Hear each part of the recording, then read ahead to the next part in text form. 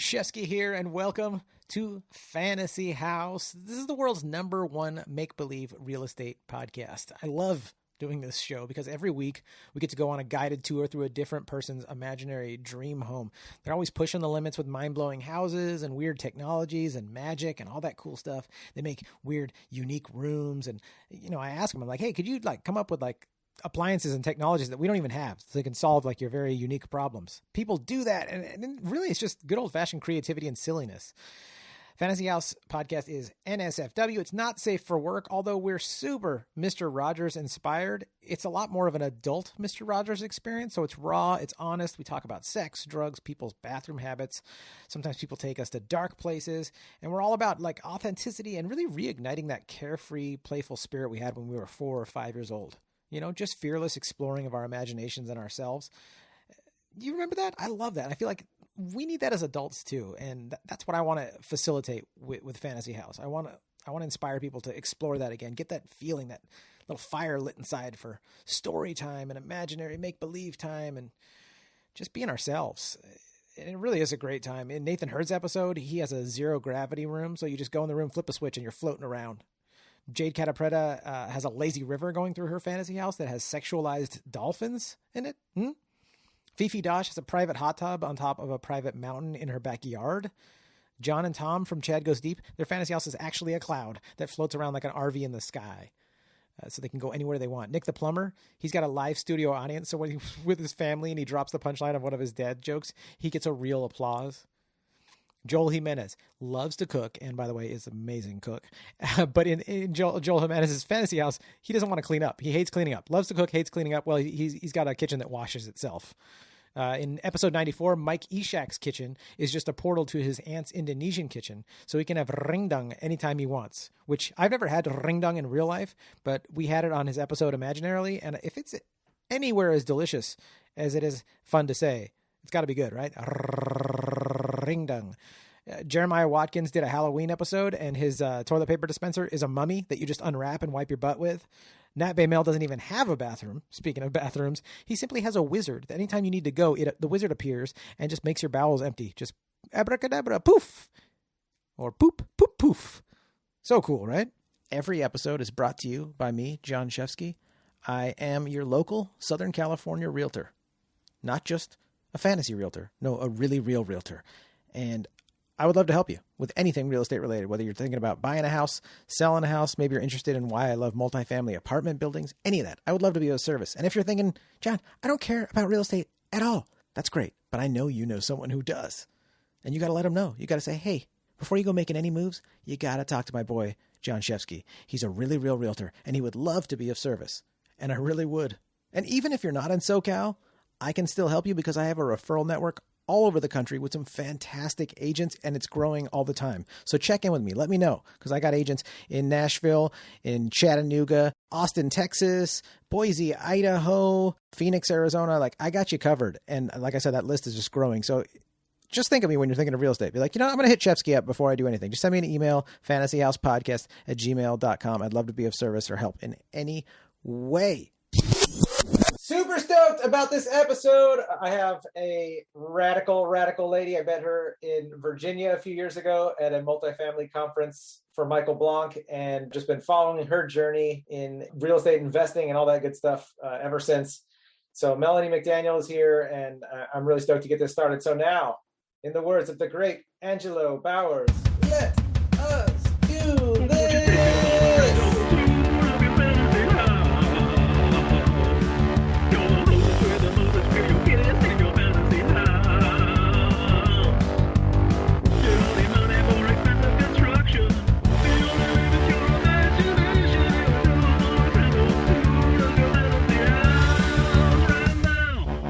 I'm driving from Austin to New Orleans today because I'm going to a conference, the New Orleans Investment Conference, and I had every intention to stop at a coffee shop to do this call, but I ran out of time when Green Cafe was not Green Cafe, it's Green's Cafe, some guy, and they sell shrimp po' boys, not acai bowls or something. So I'm in a park. I don't even know if I'm in Texas or Louisiana. I actually don't know. So yeah. That's the coolest feeling, dude. I used to be a road dog in comedy. They're just traveling. You're like, I don't know where we are. Yeah, it's the story of my life. I'm nomadic, so it's a constant for me. I wake up in the morning, I'm like, where am I? Who's here? Am I in a house? Am I in a hotel? Where am I? But you like that feeling though? I mean, that feeling, not necessarily, but I do love the feeling of being completely detached and minimalist, and I can be wherever, whenever, with whoever I choose to at any moment in time. Yeah. Did you actively make that decision like at a certain point in life where you're like, you know what, I think I like that? Or have you just always been like this? Oh, I had to do this by design for sure, because not every job you can work from a computer with Wi-Fi, and the intention was to be international. And I started in Thailand in 2020, but of course, COVID kind of changed my plans a bit. So I've been domestic, some international. I've been to Mexico and Belize, and I'll be going to Mexico at the end of November. But yeah, very intentional. Yeah. I mean, the reason I ask is just some people don't know if they, whether it's intentional or not, they don't know if they even like that. I have friends where I'm like, do you like that? And they're like, oh, they haven't done it. They literally have like a computerized lifestyle. Like, I do exactly what the culture has told me to do. And they don't even know. Like, I'm like, do you like that or not? Like, oh, I haven't tried it. It's like, so it's kind of cool that you've actively made that decision. I'm sure this is just a chapter of life. I don't feel like I'm going to be nomadic forever, but for now, I'm happy. And I have some plans, at least till January 12th. After that, who knows? I don't know. I'm kind of actually on this journey to figure out where home is. Because if someone said, Melanie, go home, I don't know where that is. I'm from Utah, but I left there a long time ago. Spent a lot of time in California, love that, but it doesn't feel like home anymore. I don't have a home. Like, I don't know where that is. So I'm kind of seeking home. So are you hoping to find it while you're traveling and be like, this is it, I'm staying here? Yeah. I mean, sure, because I go to places that interest me. So I've spent the last 2 summers, some good chunks of time in Boise, Idaho, which I love, but it gets cold there. So now I'm in Texas, and I think Austin or Dallas fits too, but I don't know. I don't know if I can be somewhere year round. And then heading further south, this will be my second time going to Mexico, which I really liked, but I think I always want a U.S. home base. Yeah. But I don't know. It's kind of homey in Mexico too. Yeah. I don't know. What area in Mexico are you at? Are you in like city area, or are you more hanging out in like that? Last year was all Playa del Carmen. This year I'm going to Isla Mujeres, Cabo, just because it's my birthday and my friend has a timeshare, but Bacalar. So Bacalar is on the coast on the Yucatan Peninsula in Quintana Roo, the state of Quintana Roo, which also houses Cancun, Playa, and Tulum and all those. But if you kept going down south, you would eventually hit Belize. But right before you get to Belize, you're going to drive through Bacalar. And Bacalar now is probably Tulum 10 years ago. It's somewhat undiscovered, starting to be discovered. So I want to go now because it'll probably be ruined in a few years. That seems to be everything. It's kind of ruined. Oh. Tourists come and it becomes either cheesy bohemian yoga like retreat place. Don't get me wrong, I do love a good yoga retreat, or party central. But yeah, Tulum used to be a very peaceful, natural place, and now it's kind of boho, trendy, expensive. So Bacalar is kind of the last thing on the Yucatan probably that feels slow and natural, It's Bacalar is on a lake, a really huge lake, Lake Bacalar, and it's about 30 miles inland from the ocean. It's called Lake Bacalar. You're like, Bacalar is on Lake Bacalar, actually. Well, I'm sure it's Laguna Bacalar. What is lake? I don't know what lake in Spanish is. Anyway, on the English map, it says Lake Bacalar, but it's also known as the 7-colored lake because it's just this gorgeous teal, blue, white sand, like gorgeous. Oh man, it's big. There's sailboats. I'm super excited. That. You mentioning how it changes, how where you're trying to go to areas that have not yet been changed. Isn't it like a weird thing to kind of, and maybe this even goes into like why you love to travel and you're always moving. Like everything's in a constant state of change. And the fact that, like, I grew up in a small area that was like in Chino Hills. This is like this tiny little place that was it was like a fancy suburb of a cow town, and it was small. We had a bunch of equestrians, and it was nothing. We drove 20 minutes to go to Target, and then now 20 some odd years later, you look at it and you're like, man, it's like a busy, packed little place. And it's still great. Don't get me wrong. But it doesn't have like the charm of like, oh, we're out like kind of in the middle of nowhere, and like there's nothing it's quiet and dark at night, and you can see the stars, and there's like this feeling in me where it's like it's almost it gets, as much as we practice it, it gets difficult sometimes to embrace like, oh yeah, everything has a cycle of some sort, and nothing is like just constant. Like, oh, this is the greatest place. We're going to build our house here, and it's like it might be the greatest place for the next 30 years, but 100 years from now, it's probably going to be totally different. Yeah. No, it absolutely is. And it has to be because we just keep having babies, right? And we're living longer. And immigration, I mean, at least in the US. Are you pointing the fingers at breeders? Because I do have 2 of those. I got 2 babies. Bless you. You're only replacing yourselves, okay? I'm not doing my duty. I haven't replaced myself yet. Don't but stress whatever. It. Don't trip, chicken strip. You don't have to stress it. I'll take care of it. I'm from Utah. There's plenty of babies for everybody. I think a 1 baby per person rule is one of my favorites. Do you ever listen to Terrence McKenna, the old trippy dude? No. He used to say like he used to say that it was like 1 kid per person is the way to keep the planet going properly in the human race. I'm like, all right. It should be like 1.2 kids because some people die like premature before they can have more kids. I mean, maybe 1.5 actually still might like cancel it out with things like COVID. Took out quite a few people. So 1.5. You think population's being corrected by COVID? Hey, I think there's some guy right now looking at the sky like, hey, we're down to 1.5, sir. Look. We need to flush some of these people out. That's it. Oh, I don't know. The great filter. Oh, Lord. Would you, speaking of your traveling and all this stuff, would you, you sound adventurous. Would you be one of the people that goes to Mars? Sure, why not? But I don't want to stay there. That sounds awful. You have to wear like a suit all the time with a visor on. I don't even like wearing a damn mask, let alone a whole helmet. Oh, totally. I can't imagine. Anytime I look at the pictures and I'm like, that looks exciting for the weekend. I mean, if all inside the like homes were completely filtered and there was the right amount of gravity, or I don't know if gravity is stronger or less strong in Mars. If it made me feel fatter, I probably wouldn't like it there very much. I think it's a little bit, if it made you fatter in the numbers, Melanie, but physically you feel heavier. I think it'd be rad. Yeah, you'd probably get used to it though. After a couple of months, you'd be like, your muscles would weaken, and you'd be like, I'm not jumping around as much. This is just kind of holding me down like Earth gravity.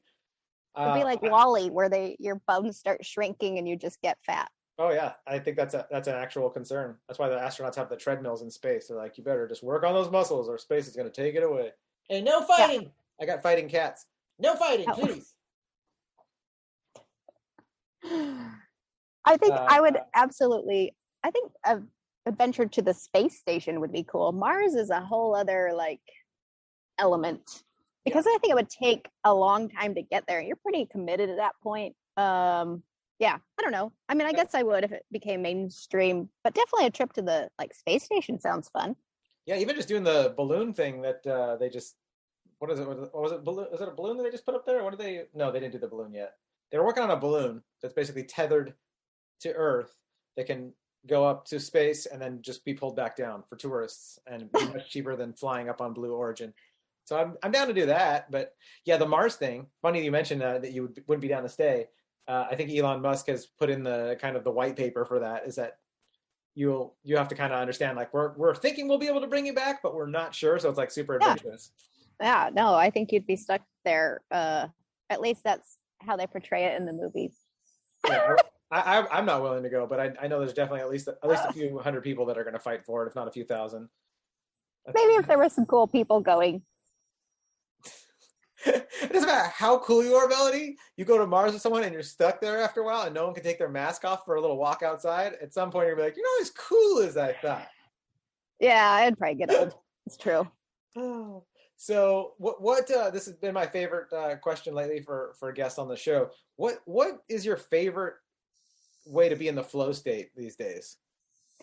So, I mean, I listen to what do I put in on Spotify? Like study music. And sometimes you get like, it could be symphony sort of music, which is really great for the brain. But also what is it? Not EDM. It's kind of like more electronica music. Yeah. So I put that on in the background, and I feel it's funny because when I want to get into flow, it's like the last thing I want to do is sit in my chair and start working. But once I get in there, start getting stuff done, put the music on, I can just get lost in time. Because I work in my dream job. Like I've arrived at whatever destination I think I'm going to. I mean, who knows? There might be something different down the road, but for now I am exactly where I want to be, which is a first for me in life. And that alone is so exciting to me to like sit down and get into flow. I love playing business. Like, it's so much fun. Yeah. When I get to play business, like my nieces and nephews are like, Melanie, what do you do? I'm like, I play business. When you're young, you play shopping store or library or whatever you play. I feel like I'm playing business. So if I can at least get my mind in the zone and get my ass in a chair, I can usually get into a flow state because I just get happy. I don't know why I come up against friction to just get started, but yeah. Oh, we all do. It's called resistance. I do it too, because I'm in the flow the same way that you. But I think everybody, like all humans, when we get into the flow, it's killer. But to get there, there's so much pushback mentally. And I don't even actually know why. There's a book called The War of Art. And that author talks all about it. He gets kind of spiritual on it, but you could apply it however you want. But there's like theories that the author breaks down on the resistant, like the spirit of resistance that you have to deal with. Is it like inherent laziness? Because if you get going, you work. I mean, because I really feel good when I accomplish things. I love checking. I'm one of the check box type people. Right.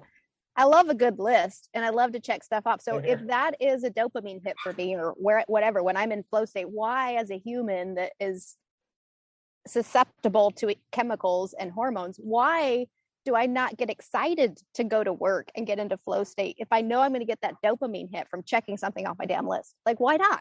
What is the science? Well, I think it actually is more gratifying to hold off because you know that that's coming. So there's something about it where the climax of it is almost disappointing because that's over. So there's something that mentally makes it like more pleasurable to be like, I'm going to get to that. And then the distractions start because you're like delaying the pleasure of like checking off the stuff on the list and then the down crash of like, well, I checked everything off. Like what's left, Yeah.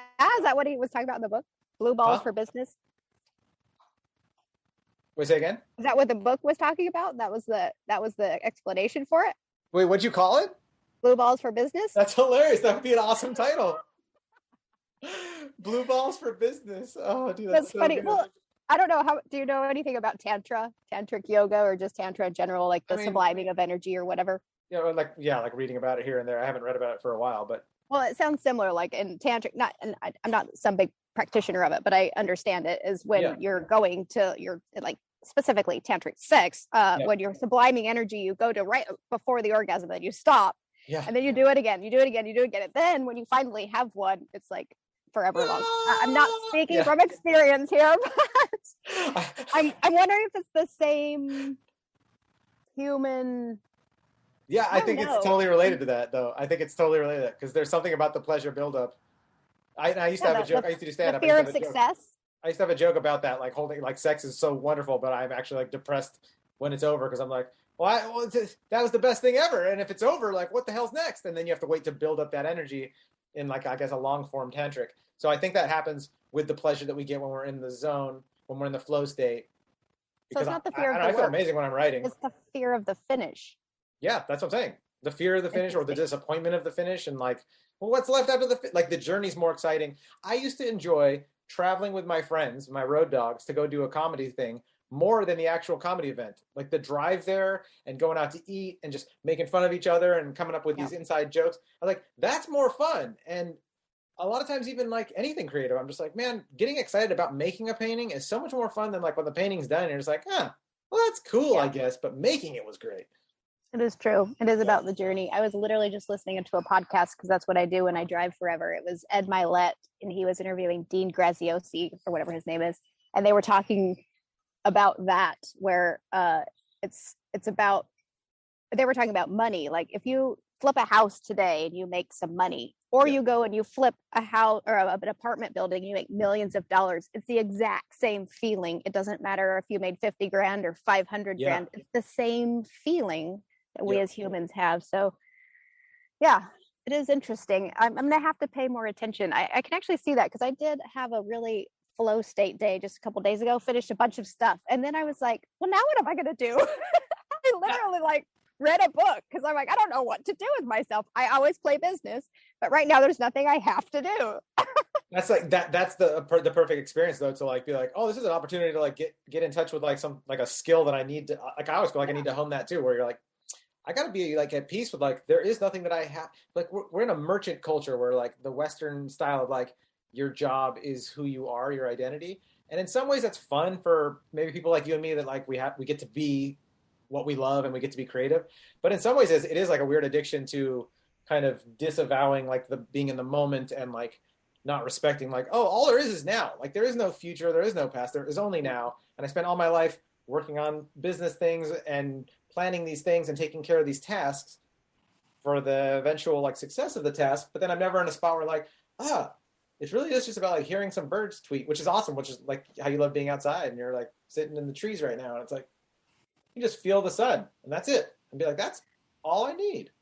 Yeah. It took me a whole day because it was Saturday and Sunday. I didn't really have anything I had to do. I mean, there's stuff I could have done for sure. And it took me all day Saturday to like get out of this funk of not having something to do. And then Sunday, I finally got my ass out of the house and went and like explored Austin, which was amazing.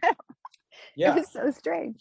It seems like from your social stuff that you post, the stuff that I see, I'm like, oh, you have the adventurous spirit, because I too like that, where you're like just exploring. Like I like being on a bike because it's like I just want to literally see like, oh, I saw a deer over there, and like something about that is awesome. Or oh, I saw that tree from an angle I never saw it from. I don't know. When I was a kid, that was the best times ever, and I think it still is when I'm an adult. And I think there's something about it because there's no agenda besides to explore. I love doing new things. Like I went to MotoGP, which is the motorcycle race at COTA a few weeks ago, and someone's like, "Why'd you do that? Are you into that?" I'm like, I mean, no, it's an experience. Why wouldn't I go? I just won Formula One tickets today. I'm going this weekend. I'm so stoked. Like, why not? I'm not into cars, but I bet it's cool to go to Formula One. I freaking love that. Oh yeah, trust me. I think once you go to Formula One, you'll be into it. Yeah, I mean, whatever. They're like $500 tickets. I got 2 free ones. Hell yeah. Don't you go selling them now. You go and you enjoy it. Oh, no, I'm not going to sell. I'm going to go. I don't know what I'll do with the second ticket, but you want to know how I won it? Yeah. So on Sunday, when I got my ass out of the house to go explore Austin, I was in Barton Creek, which is, it's off Zilker Park, and they have like food trucks and whatever. So I went there and there was this thing set up by Visible. I think they're an offshoot of Verizon Wireless. But anyway, they had this pink mechanical bull. And if you rode the bull, then you could give them your email to win tickets. They were giving away 50 Formula One tickets. So anyway, I opted not to ride the bull, but I put 3 emails in, and it was email number 2 that got me the tickets. But I know it's so random, and I wanted to go, but it's been sold out forever. So I feel super lucky. I think it's I should play the lottery. You are super lucky. Huh? I won an iPad last week at a conference I was at, and now I won these tickets. Like I should go play the freaking Powerball. Do it. Threes, right? Comes in threes. But as the podcast you just listened to will let you know, they all feel the same when you win them, whether it's the Powerball, the iPad, or the tickets. I think you'd be actually happier with 200 million. What would you do if you won like 200 million? Would you just reinvest it in multifamily, or do you have like a... Oh, I would totally invest and start a fund and do all sorts of venture capital stuff. Yeah, for sure. I'd stay very lean still, nomadic potentially. But yeah. Before we go to your fantasy house, I just want to go back to talk about the flow state. And you said you're in your flow state, your favorite flow state is when you're playing business. Can you give our listeners, because some of our listeners are like real estate pros, but some of them are just like artists and comedians and like regular square people that have no idea like what that means to play business. Oh, yeah. So my background is military and law enforcement. I worked for the federal government for 9 years. That was my last job. And I read Rich Dad Poor Dad, which is a huge mindset shift book. It's changed a lot of people's lives. I feel very boring even saying that, but that's all our number one book. It hands down put me on a complete trajectory, a opposite trajectory in life. And I was very unfulfilled in the job. And what I learned about myself is that I'm an entrepreneur. I love this game, this play business, this create, this purpose, this, I don't know. I was just unfulfilled. And now I don't know, I'm doing my own thing.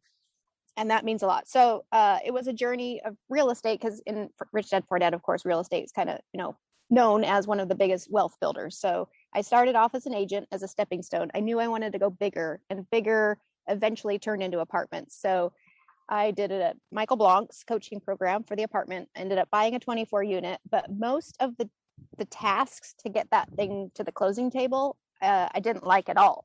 Yeah. So as I was moving forward, I'm like, this doesn't even sound fun. I have to live in the States. I have to have a geography. But I discovered in the summer of 2019 that I could just be the capital partner. I love talking to investors. I love real estate. I believe in it fully. It's the only thing I could probably sell without feeling salesy. I just believe in it. I believe it's the way to build wealth. Then I find the best operators who are the ones doing all the crap I don't want to do, talking to brokers, getting stuff under contract. And then I bring the two together, whether it's a fund or a co-GP situation or whatever. So I raise capital at the end of the day. That's what I do. I'm a private equity fund manager. I'm a sponsor on some of the stuff. So I do multifamily. I've done triple net, assisted living, and just pretty much anything real estate that makes sense. I'm open to, but yeah, that's what I do now. And I can do it from a computer because I just need Zoom or a way to talk to my investors and a way to talk to my sponsors and put it all together. I love that you kind of were aware enough to see what you didn't like and then say, well, I can still do this because I have this other skill that is so needed. Because there's something about becoming an adult where you kind of realize there's a way around this. And some people never reach that point. And some people do. And you clearly reached it where you said, all right, I don't like this part of it. But you didn't say, I'm not having any, okay, what's the next thing? Maybe I'll invest in something else or try something. You're like, no, I'm still good at this. Someone else. I mean, I feel very similar too when it comes to underwriting. I'm like, all right, I don't want to look at another spreadsheet right now, but I will gladly handle a ton of these other things that I am good at. And I think that you've done that and you're successful with it. It's super inspiring. Yeah, when you go big enough, it takes a team anyway. So if everyone can stay in their lane and they stay within their God-given gifts, I think if you stick to your gift, you're going to be a happier person. I just started noticing when I had friction, I don't like this. Why won't I make that call? Why am I putting that off? And if there's friction in my life, then I probably don't need to be doing that thing. I think there's a certain level of that friction that's good. It's like weight resistance, there's a certain level where you're going to tear a muscle or break a bone or mess yourself up. And there's a certain level it gets needed. And I had an epiphany within a week or two from what we're doing right now, in the past week or two. I had an epiphany. I was listening to something and I was it just hit me. I was like, oh, you know what? It takes intelligence to know you need to step out of your comfort zone and do some things you don't like, but it takes wisdom to know when to apply that idea to life, because you could spend your whole life thinking I'm out of my comfort zone and being miserable all the time and not doing what you're good at. So knowing when and where is, I think, super important with that. Well, I mean, there's a lot of gratification when you have a challenge and you overcome it, for sure. So it builds confidence, and that's all awesome. So as long as I'm doing something I love, I am so happy to have challenge and to strive and to work hard and to grind. As long as I'm having fun, if I'm playing business and it's fun, I'm grinding, I'm working. But if I just don't want to pick up a phone and have a salesy call with someone, that's not something I want to push through, because it doesn't bring me any joy. It's not a grind that I enjoy, I guess. So you got to pick your grind. You made me think of, was it Maria Kondo's thing? Things that doesn't bring me joy. Instead of physically worrying about your clothes and things to throw away, you're hold it and see if you love it. Yeah. And doing that in a metaphorical sense, I think is a really cool application. Yeah, seriously. Right. I mean, even as a young person, when I was getting out of the Navy, I had enough to know that whatever it was I was going to spend most of my life doing, I wanted to enjoy it. So when I was making a list of what I would like to do when I was getting out, and I was 21 or something, I wrote down, make a list. What do I love to do? Travel was first. And then I just stopped there. I didn't even finish my list. I'm I'm going to study travel. I have a bachelor's degree in travel administration. You have a bachelor's in travel, but you are traveling all the time. So somehow it's it's full circle. It is who I am, because even as a little kiddo, it's what I've loved, and it's full circle. As adults, as we're becoming adults, we can't be well, I just want to travel for a living. Of course not. No, I had to think, I have to join the military. I'm in law enforcement. I have to do these adulty things. No, you don't. No, you don't. Our child selves know more about us than we know about ourselves as adults.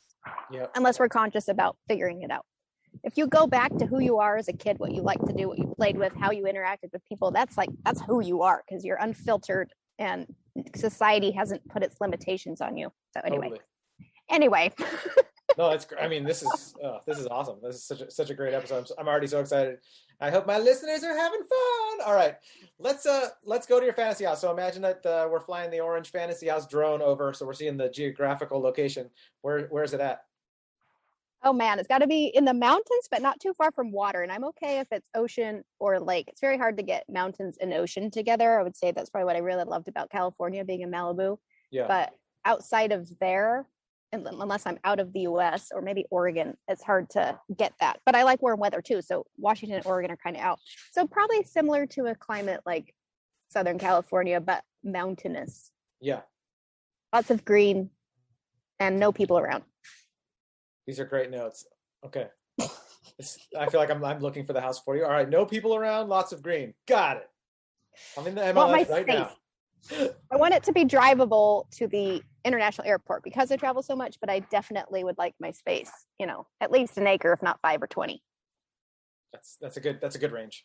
But at least starting, nothing smaller than 42,000 square feet. Okay. Where are we?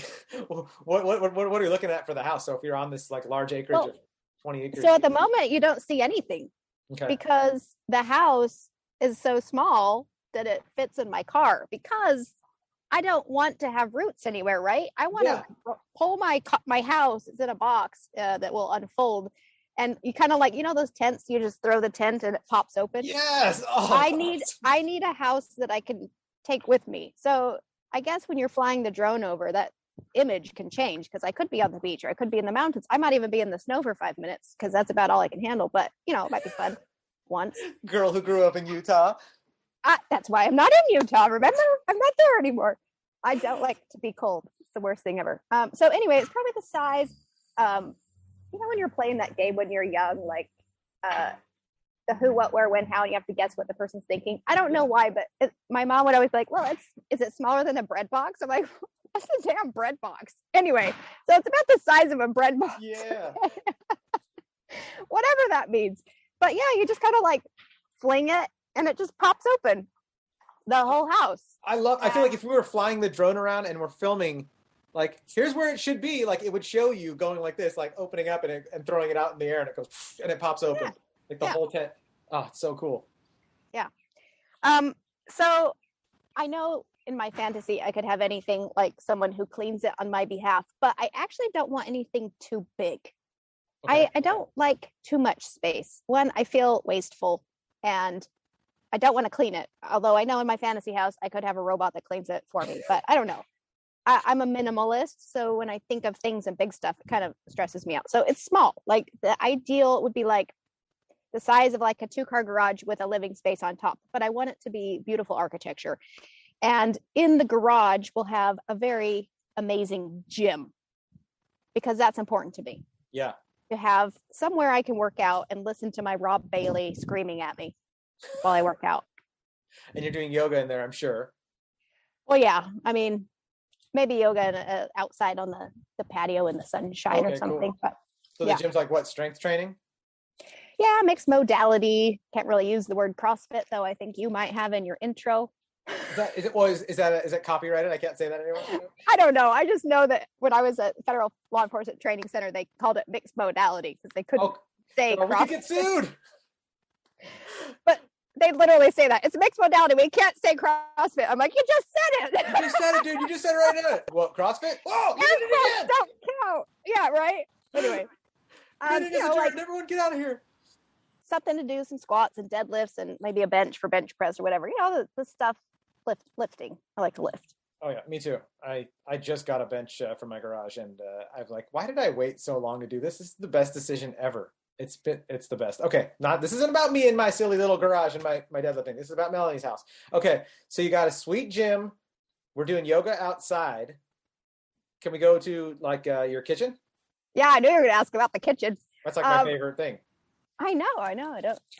So I'm pretty easy. I'm alone. I have no spouse, kids, pets. I don't have to do anything except me. So again, simplicity, minimalist. Yeah, honestly, if the walls could be covered in like little green plants that grow fresh, like salad fixins and stuff, and I can just pluck it off the wall and make a fresh salad, that would be amazing. Or throw it in my Vitamix and make a juice or something. Yeah, that would be ideal. But It yeah, is the Vitamix though, right? It's not just any blender because we could be sued. Okay, just making sure. Okay. I think we can say Vitamix. I don't know. It would be a Vitamix. And honestly, the house doesn't have to provide one because I actually do own a Vitamix. One Me of my too. few possessions. They last forever. I have one that my parents gave me when we moved that is like already like 20 some odd years old. We had to replace like the knob on it and like one of the little coils in it for like $20. The thing Have is you ever blended up your tamper? You know, I don't really use that thing, but that's hilarious. You actually have pushed it all the way down into the blade? Well, you kind of forgot to put the lid on, so yeah. You know, Oh, that's so fun. I have messed with the lid thing. I had a spoon fall in there once, a metal spoon, and I was like, what the? And it was like, yeah. I'm terrified that can of do that some thing. damage on the blades. Actually, my blades have some dings in it from someone else who put a spoon in my Vitamix, but whatever. It wasn't me, just so our listeners know. That wasn't me. Put that on the record. I did not ruin your Vitamix. It was Lacey. It was Lacey, and she's listening. Lacey! She was house sitting for me.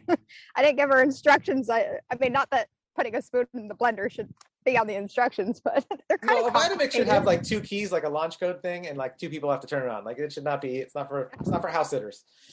You need to pass a test before you can use Vitamix. Exactly. Yeah. Are you licensed? So we're in the kitchen. You've got this wall that creates all these awesome things to make salad. So let's say you're gonna make like the most like your favorite salad for us, like on the show, like it's me and the film crew, and you're like, here's the salad I'm making, guys. What are you making? Oh man, I don't understand it, but salads you make at home never taste as good as salads in a restaurant for some reason. But at the moment, the one that sounds really delicious to me would be like a roasted beet with a goat cheese, but like a vegan version of a goat cheese. Unless that just, are you vegan? I try to be. I've been eating eggs lately. For whatever reason, my body says, Melanie, you need eggs. So I eat eggs because I crave it. So I feel like that I'm missing something that the eggs provide. So I eat the eggs. And then I do have some dairy once in a while. Usually it's overseas in some special occasion. But sometimes just to not be awkward, I'll, eat some goat cheese because I do enjoy it. It's not that I don't enjoy it. I just don't like how it feels in my body. So yeah, most of the time I'm vegan. But yeah. That sounds to me like the best salad right now. I can totally eat one of those with like some pecans or some roasted like nuts on it or something. And then I assume some sort of balsamic dressing, like a fruity one. Dude, this sounds so good. And since it's your fantasy house, you can be having like, magical vegan goat cheese that tastes as good as the best goat cheese. I've had some pretty good vegan goat cheese, so it is possible. It is confirmed. That is a pretty good vegan goat cheese. Okay, so that sounds awesome. Awesome salads. We've rocked that. Now, is there any other rooms besides your gym and your kitchen that we should check out? I would love.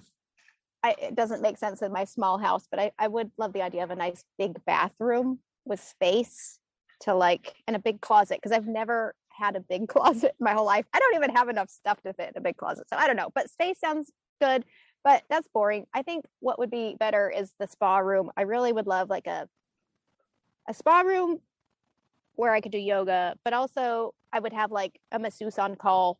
Maybe they're part of the the fantasy house. That's a whole other podcast. What was I thinking about? Yeah, I ran that idea by my wife. She said I can't do fanny house. Actually, there's this lady, where was she from? Britain? I don't know. She had an accent, but she was in Costa Rica and she was the massage therapist. We're not supposed to say masseuse. Someone yelled at me for that once. Massage therapist. Really? Yeah. She totally reamed me a good one. I'm like, well, obviously I'm not calling you if I need a massage. That's the way of the world right now. When you're just talking, people interrupt you to scold you because you said the wrong words. Like, is everybody a fucking language Nazi now? And the answer, I guess, is yes. Oh, back to her. I said, do you know the difference between a real estate agent and a realtor? She's like, no. I'm like, all right. I don't know the difference between a massage therapist and a masseuse. Does it effing matter? Thank you. Anyway. But yeah, so a room that's like one of the red infrared sauna rooms, and maybe a steam room with some nice incense, just nice music, just a feel good place where I can go chill. Maybe that's what I need, because I don't have a lot of chill in me. I need a good spa room. That sounds great. And you could listen to some techno and just sit in there in silence for a bit. Yeah, if it's light. house sort of quiet techno. I was thinking more like the Native American flute sort of stuff. Oh, that's great too. Coco Pelli with some tobacco smoke smell. Sure. I forget. I don't. I'm like, you're like, this is my fantasy house, John. No smoke. I'm like, tobacco smoke, Native American stuff. You can pick your smell when you're in there. That's why I do this podcast, though, Melanie. So I can be like, hey, what's your fantasy house? Okay, let me put a couple things in there so that I can come by and feel like it's my house too. Come on, guys. I want some options like the cool sculpting room.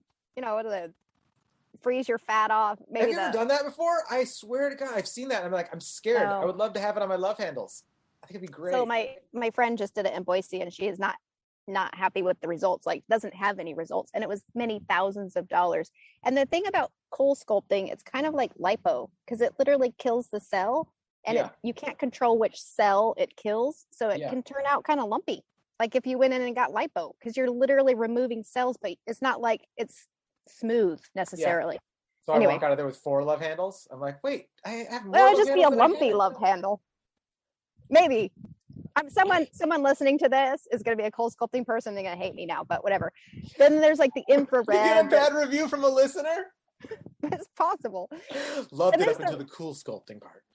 Yeah, who's knocking on cool sculpting? I don't know. My friend is not happy with her results. I mean, she doesn't have any results after $4,000 or something. Anyway, then there's like the infrared one that they say like opens up the cell and it leaks out fat, and then the cell closes up after an hour, and the next day you've lost inches. I'm like, well, if that's true, why doesn't everyone in the world know about this? So anyway, maybe some of those things I can try out. They'll be in my spa room too. Yeah, I was gonna say, like, your cool sculpting in your house, in your fantasy house, it works. It's legit. Yeah. It's safe.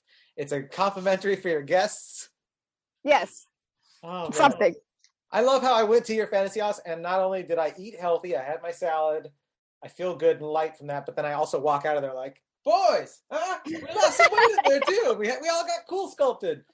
Super cool. That's very cool. Yeah, I mean, I guess I care a lot about my fitness and health and whatever. I mean, I don't know. Oh, that's awesome. So far, this house has been amazing. Is there anything else that we need to see before we head out? Nah. I mean, maybe a nice pool or something, but that's kind of boring. Okay, well then we won't go look at the pool then, and then we just end it. All right, no pool. It'd be interesting to have to roll out. You have to roll the pool out on its own. It's not part of the house because it needs its own box.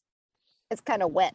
That's cool. So you've got the pool. You've got your house is in a pop-up tent style. The pool itself also does that. So you're like the Jetsons. Yeah. Like, and the pool comes out or what? Yeah, it has to. But it needs to be kept separate from the house in case it leaks or something. Very practical fantasy house property owner over here, worrying about leaking. Be messy. Oh, that's great. That's so rad. Thank you so much for taking us there. This is super cool. Yeah, it's fun.